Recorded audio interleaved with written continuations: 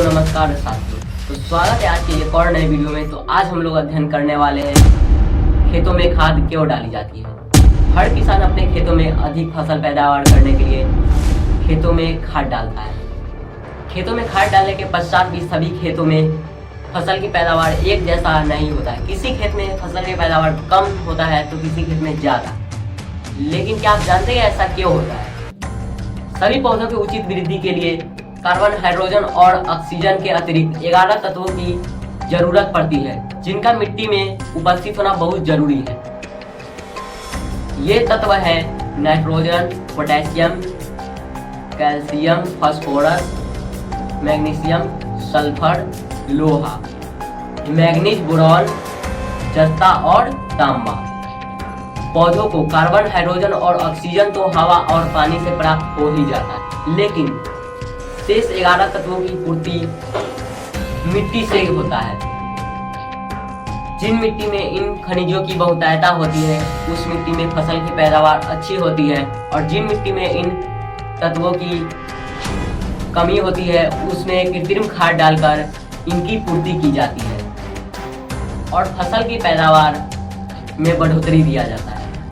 खाद एक ऐसा पदार्थ है जिसको मिट्टी में डालकर पौधों की वृद्धि के लिए तत्वों की पूर्ति की जाती है। सामान्यतः खाद दो तरह के होते हैं, प्राकृतिक खाद और रासायनिक खाद। प्राकृतिक खाद प्रायः मनुष्यों के तथा पेड़ पौधों तथा जीव जंतुओं के मलमूत्र और अपशिष्टों को सड़ाकर बनाया जाता है।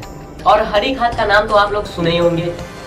खेतों में फसल की बुआई के समय से पहले उसमें हरे पौधों को उगाकर खेतों में हल चलवा दिया जाता है और वह खेतों के लिए बहुत ही लाभदायक सिद्ध होता है। प्राकृतिक खाद से भूमि को नाइट्रोजन के अतिरिक्त भिन्न भिन्न मात्राओं में भिन्न भिन्न तत्वों की पूर्ति की जाती है। प्राकृतिक खाद कार्बनिक होने के कारण फसल और भूमि पर इसका कोई बुरा प्रभाव नहीं पड़ता है। रासायनिक खादों में यूरिया, अमोनिया फॉस्फेट और अमोनिया सल्फेट मुख्य है।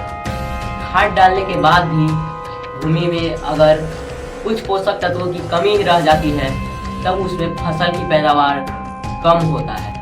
अभी के कृषि वैज्ञानिकों द्वारा खेतों में यह ज्ञात किया जा रहा है कि किस खेत में किस पोषक तत्वों की मात्रा कम है और किस खेत में ज़्यादा है।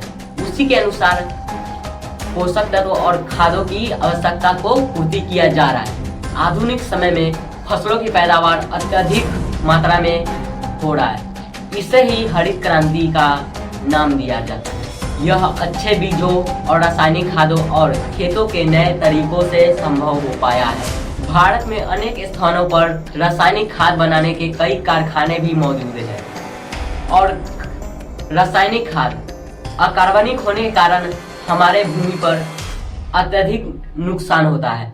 जैसे में उर्वरकता शक्ति में कमी हो जाता है, जिस कारण अगर आप पहले बार अपने खेत में 1 किलो यूरिया यूज कर रहे हैं तो दूसरा बार उससे ज़्यादा यूज करना पड़ेगा और तीसरा बार उससे भी ज़्यादा यूज करना पड़ेगा। तब तक के लिए इस वीडियो में इतना ही। अगर आप लोग को यह वीडियो अच्छा लगे तो हमारे डाले गए पिछला वीडियो जाकर वॉच कर सकते हैं, जिसमें बताया गया है कि मुर्दा पानी पर क्यों तैरता है। तब तक के लिए इस वीडियो में इतना ही। फिर मिलते हैं नेक्स्ट वीडियो में किसी नए टॉपिक के साथ। जय हिंद, जय भारत।